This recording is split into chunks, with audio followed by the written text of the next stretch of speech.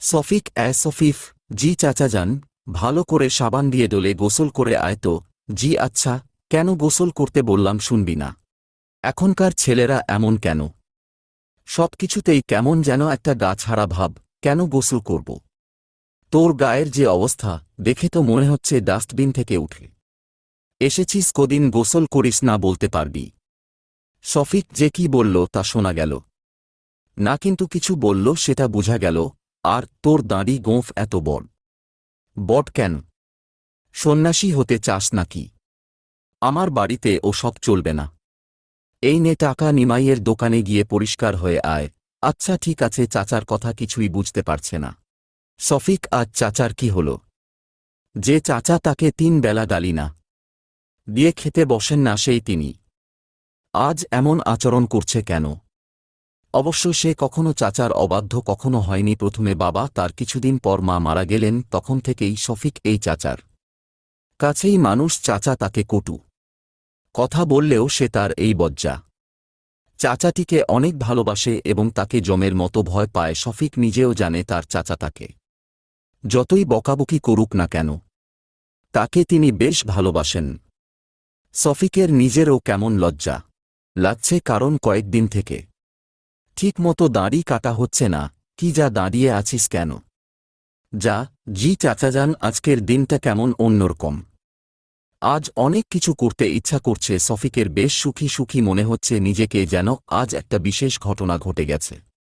নিমাইয়ের দোকানে অন্যদিনের মতো তেমন ভিড় নেই। কাছে যেতেই নিমাইদা তার পান খাওয়া কাল দাঁতগুলি বের করে বলল, কি খবর ভাইজান?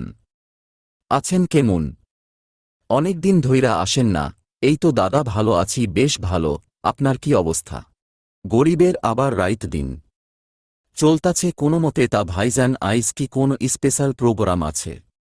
ভালা কইরা ফেস্টা ওয়াস কইরা দি। বাহ, আপনি তো অনেক ইংরেজি শিখে ফেলেছেন। চেষ্টা করতেছি ভাইজান, দুয়া রাইখেন। হু ভাইজান, ঘাটটা একটু মালিশ কিরা দিমু। তাও সেলুনের আয়নার দিকে তাকিয়ে শফিকের নিজেরই লজ্জা লাগছে। যদিও সে ফর্সা নয়, তারপরেও আজ বেশ ফর্সা লাগছে। নিজকে নিজকে দেখে সে নিজেই বেশ মুগ্ধ। ছোট বেলায় শফিকের এক চাচাত বোন প্রায়ই খেপাত, এই তুই আমাকে বিয়ে করবি? করোনা বিয়েটা, আমি তোকে অনেক সুখে রাখব। এরকম কথা শুনে শফিক কিছু বলতো না, শুধু লজ্জায় গালটা লাল হয়ে যেত। বাড়িতে ঢুকতেই চাচা পাঞ্জাবি পাজামা শফিকের হাতে দিয়ে বললেন, তাড়াতাড়ি এগুলো পরে নে, আজ তোর বিয়ে। শফিক তো পুরা চমকিত।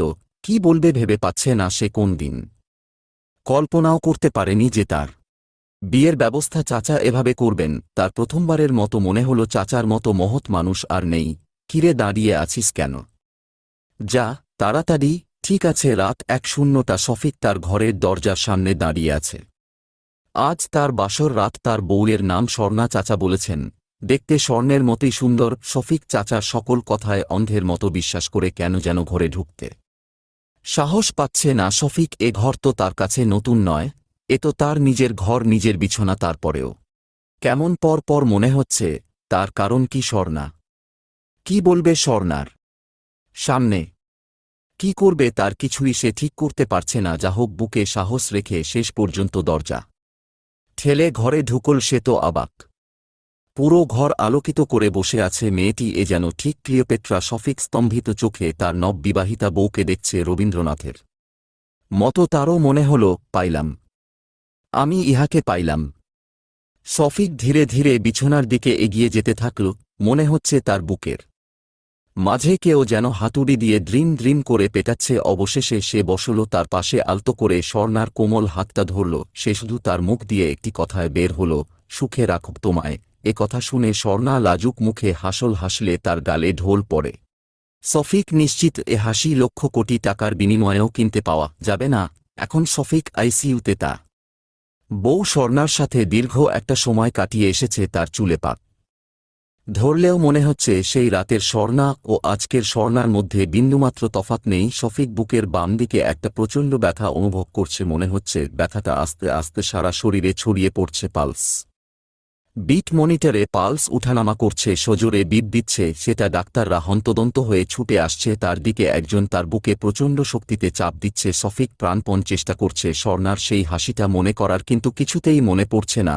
তার ভীষণ শ্বাসকষ্ট হচ্ছে, বুকটা মনে হয় ফেটে চৌচির হয়ে যাবে। ডিফিব্রিলেটর দিয়ে বৈদ্যুতিক শক দিয়ে তার হার্টকে স্বাভাবিক করার প্রাণপণ চেষ্টা চালাচ্ছে ডাক্তারগণ।